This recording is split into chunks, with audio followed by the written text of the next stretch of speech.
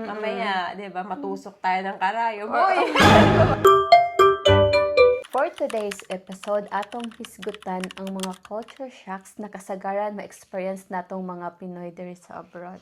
Especially Madami. sa Germany. Ang una ay, Stores close on Sundays. true. Sunday is a rest day. Yes, family day. So, kapag Sunday ay, para kang nasa Sims 3 na palabas. Yung parang walang tao. Oo, di ka pwede mag-vacuum, di pwede mga loud noises. Totoo. Di Vacuum. pwede karaoke. Lalo na. Wala mga loud music. Kahit 10, before 10, walang gano'n. No? Oo. Di ba, pag maaga na, magpapatugtog na ng malakas na, ano yung mga tugtog? Kwando ko. Pag umaga. Ganun. Walang ganon dito. Subukan mo. Oo. Report ka. Police. Ang sabi ni Mahiwagang Talbot. Ang sabi is, appointment is a must dito Totoo. sa Germany. Totoo. Sadly, or ano sa'yo? Approve or not approve? Pag-appointment. Or mas gusto mo yung parang, pwede ka nalang basta pumunta. Parang first come, first serve, or pag sa mga anak may visit, pwede. More nindot yun na appointment. Like, makaprepare ka, makalimpyo ka, makaprepare ka on sa imong ipakaon sa bisita. Tsaka naman pag pumunta tapos wala. Mas gusto ko yung may appointment. Kasi for me, introvert ako, usually. Mataas may araw na sobrang taas ng energy ko na parang ganito. Tapos may araw na parang, wala, hindi ako makagalaw. Parang, low ang social battery. So, parang, para prepared ka, mas maganda yung approach. Diba? Segregate Ng ng basura. basura. Okay. Paano nalaman yan? Parang, shock ka? Oo, kay wala ko kahibaw asa ni nabilong na basura, like murag ka-exam. Tanan basura na sila proper na butangan na nga old clothes, mga empty bottles sa uwan, suka, patis, na sila butanganan ana. Malupit pa dyan yung cup nung wine. Iba pa yun, no? Oo, Hindi yan kasama. May mga battery. Yung maganda na-realize ko. Yung may battery. Environment friendly. Germany daw is consistently ranks among the top countries with high recycling rates. Taray. Yeah, reporting around 65 to 70%. Wow. Like, empty plastic bottles and cans, di ba, may sila, may pundo. Oo, may Oo, pondo. sa- Ano nga? Sa malalim na Tagalog, patinga. O, Magkano punduhan. sa inyo? 5 pesos. 5. Okay. Oo. Parang pinaka-cheap ko na abutan, 3.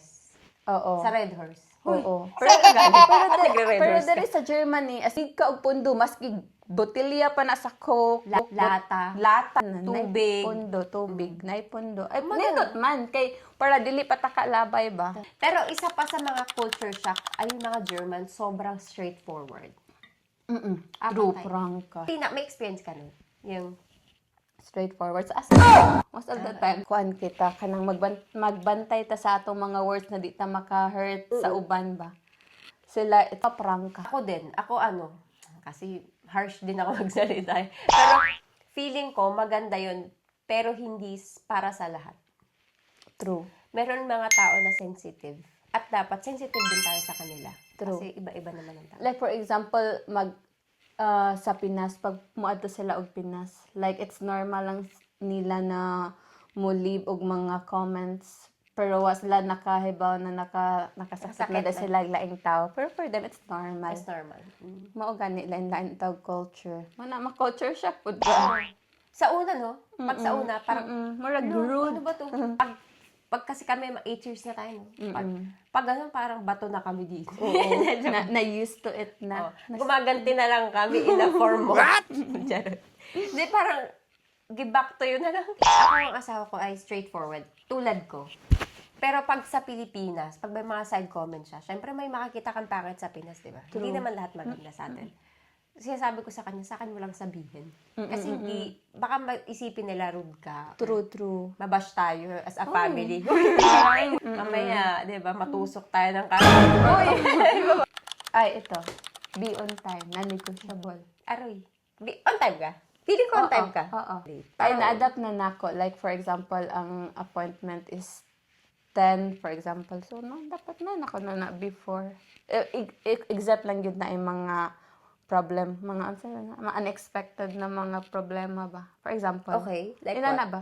Naplatan. Ayun, iba yun eh. Hindi, parang, ma-adapt mo yun kasi pag mahihiya ka kasi sa ibang tao. True. Di ka nang di-respect man good their time. Their time is Valuable. valuable. Pero sa Pinas, on time ka dati. Oh. Oo. We. Uy, on time ako. Pero nako, Ba't ganyan kayo sa Cebu? On time ka.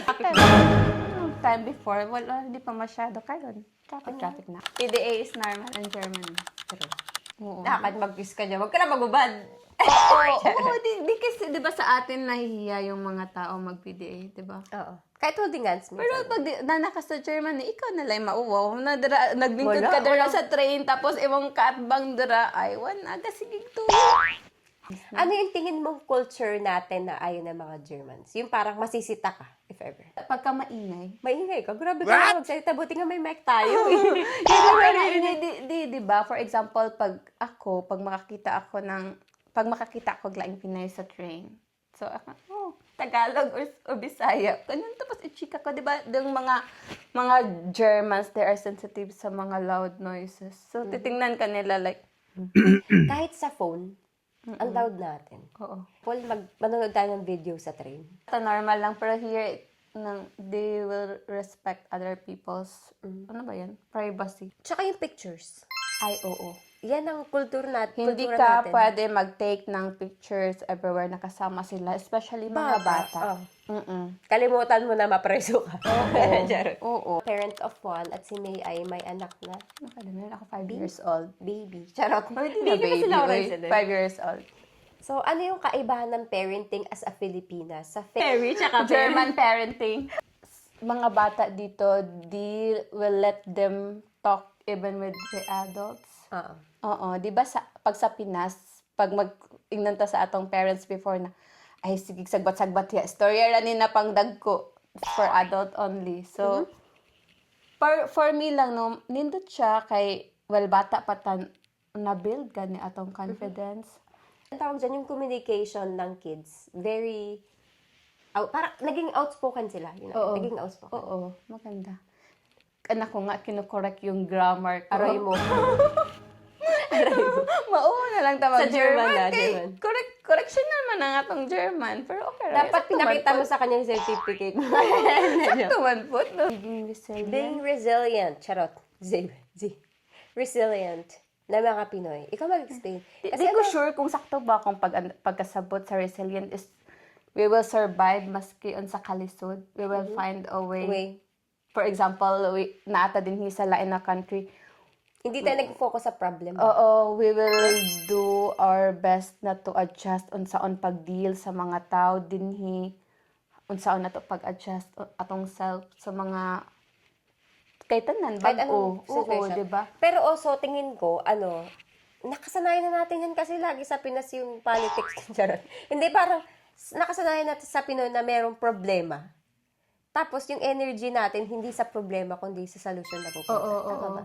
Pero ikaw, ano yung pinaka-culture shock mo dito sa Germany? As a mama. As a mom? Sa kindergarten. Siguro lang yung you're not allowed to take pictures or videos sa mga bata. Same. And also yung sa kindergarten experience na yung pag may kuto. Ay, Pag may kuto. For example, sa kindergarten there sa Germany, pag ang classmate sa imong anak na ay kuto, sa atin, lahat may kuto. may kuto, tanan ng mga classmates maka-receive og paper from the, ano ba yan, Gesundheitsamt, health department. So, kinahanglan nimo na i-check ang ulo, isud, kung Shampoo. you need Magkano shampoo? Oh, shampoo. Onye, mas 1.5 yan na yung shampoo. Magpili ka ng shampoo na pang ano ng kuto. So, kung wala, mag-sign ka doon. Kung meron, sabihin mo under treatment. Diba sa hayaan? Sakto. Lahat na inahawa pati nga teacher. US segment ng aming podcast ay prank kami. First trigger statement. What's your take on that? Charot. Gigil. Hindi, joke lang. Pero alam mo, na-cancel kasi sila. I'm not a person who will cancel someone because they say opposite than what I believe. So, hindi ako okay doon sa part na canceling sa kanila. Pero for me, na may anak na half Filipino, half German, kung ako yung nanay nila, mau-offend ako. Same. Di ba? Oo. kami yung nagpaganda dun eh. Hindi yung pangat dun. Yung parang pag pure Pinay ka, parang sasali ka sa pageant. Sure ka? Parang ganun. Mas ano din kasi, mas mag-stand out yung beauty pag mix. Misyong ba yung tawag sa Germany? Pag Pilipina, tsaka ibang nationality, for example, Filipina, German, like Pia Wurtzbach. Maganda, basta Iba. mixed breeding. Tapos ano din, sa amin nabasa akong Facebook, sabi sa Facebook post, kung gusto mo magkaroon ng magandang lahi as a foreigner, i-mix mo sa Pinay. No? Wow. Charot. Nindo. Unsa may mas nindot, Pinoy or German parenting? Sa'yo, ikaw naman. Ako. Para na ako na apoy nindot na parenting style ang Pinoy, na apoy nindot nga parenting style ang German. So, we will pick say mas nindot sa duha and then Gamitin natin. atong gamiton para sa atong mga anak. Hindi rin lahat ng parenting style ng Filipino ay tama. At saka German. Kahit that's why we need to pick what's the best. Tapos, What yan yung fits gamitin. for us, Oh. Tsaka wag din tayong mahilig mag-dictate sa kapwa nating mommies, ha? Meron, pag bago tayong panganak, first time, maraming ganyan. Yung magdidictate, ganito gawin mo, ganito, para, hindi lahat yan fit. Totoo ba na overprotective yung mga Pinay moms pagdating sa mga anak nila? True. True. Ay, guilty ko No? Paano ka naging overprotective? Ano yung ginawa mo na, okay, hindi to gagawin ng German mom, pero gagawin ko to. Alcohol. Yung bata pa. Dapat maka-alcohol. Before kakain, pag hindi maghugas og kamot, mag-alcohol. Ayo, tas nag-corona na, sabi ko sa inyo, maghugas na. Hindi, ang German, hindi man sila. Dapat i-anad ang bata na ma-expose sa mga germs o unsa din ha, para maanad ilang immune system, diba? Tama. Although, maganda rin yun. Pero, kasi parang ano yun eh, parang more natural sila. Oo. Pero, pag dali sa today's Germany, mayroon sila, over naman na. Pero para sa ta, normal na. Okay, right yun. Ako yung, pinipili ko yung playmate ng anak ko. Guilty. Behavior ng bata na hindi, basta Kasi may tawag dyan, ma-influence aggressive. sila, diba? Yun, ma-influence. Ma-influence. Comparing your kids' performance to other kids. Guilty ka. Nganong kaya man nimo unya ikaw dili. Siguro Hindi. dili ko ka-relate kay gamay pa man. Siguro kung wala pa performance based pero Maybe nako ba kindergarten pa? It's not healthy to compare your Ako hindi ko pino-compare sa ibang bata. Kino-compare ko sa nung bata ako. ay Oy, nung bata ako, naghugas ako ng pinggan. ay nindot na. Pag stay at home mom ka, ikaw na bahala sa lahat ng gawaing bahay at sa pag-aalaga ng bata. Aray mo. Fact. Ay, pero sa ato, normal lang man ni, di ba? Pero Sa Pinas? Normal lang sa ato. Pero sa Germany, dili. Pero ina-apply natin dito. Ay, Mga i-apply. Kay kuan man. 90%. Sana kasi. Hindi, pero sobrang hands-on. Bibigay kami ng mga tips para sa mga Pinoy na para siguro mabawasan din yung culture shock nyo na pagpapunta na kayo dito or pag mga first weeks nyo dito. Diba? Ano yung sa'yo? Ay, be on time, not Filipino time. Taro. Uy, ang hirap. Di pa naman. Totoo lang. Ako yung parang ang hirap niya i-adjust. Ay, hindi na. Wala na akong mag-adjust. Magaling ka kasi schedule mo. Focus ka ba? Focus ka sa ano mo? May may alarm. Oh. Alarm mo a day before. 30 minutes before para di makalimutan. Galing. Ay, ito. Please observe proper segregation of garbage. Di ba? Di ba? Kay makapulta man, di ba? Makamulta. Makamulta. Magkamulta. Mahina 5K. Ito. Yung homesick is normal lang pag bago pa. That's why you should maintain constant connection sa imong family. Kahit na i-chat, It depends. i-call. It depends. Kasi minsan mas nakaka-homesick kapag may pressure from family. Hindi ko ako relate dito kasi masungit ako. You can voice out kasi wala man tayo family diri sa dool. At least we can open up sa atong mga friends o family dito sa Philippines. Tsaka wala tayong kakampi dito. Di ba wala tayo? Asawa lang natin. Walang iba. Hindi pa sure kung Hindi pa sure kung kakampi mo kaaway mo. Dito na kayo sa Germany. Planuhin nyo na mag-visit na mga beautiful castles. Tsaka mga places dito. Ay, itinerary na yan. Pag nana ka sa Germany, daghan man mga ato nakagbisan asang country through bisag mag-train lang ka, mag-bus, diba? Kasi in Germany, nasa middle siya ng That's buong an continent, advantage, Parang, no? makatipid ka ng imbis na 10 hours, sige, 7 na lang siguro. Oo. Tapos Pero makaato na alam mo, kag country. siguro maganda din dito sa Germany. Sana kung may Jollibee, no? Ay, oo. Kailan? Parang dati plinano na tapos Sa mga na-cancel. maraming dyan, baka naman. Don't put too much pressure on yourself. No? Learning is a process. Na-research ko to. Ay, iyak ako. parang ang serious. Ay, just take it slow. Okay ra na, dili ta maka-adjust dayon. Tsaka hindi na expectation, na? Magtaas na masyado. One step at a time, and the rest we will learn it through our experience. Minsan masama rin ang pressure kasi hindi naman din mapapabilis yung takbo mo. True. Mabigat eh. Di ba Mas pag stress ka lang. mas hindi ka nakaka-concentrate, di ba? Yun. Don't put pressure.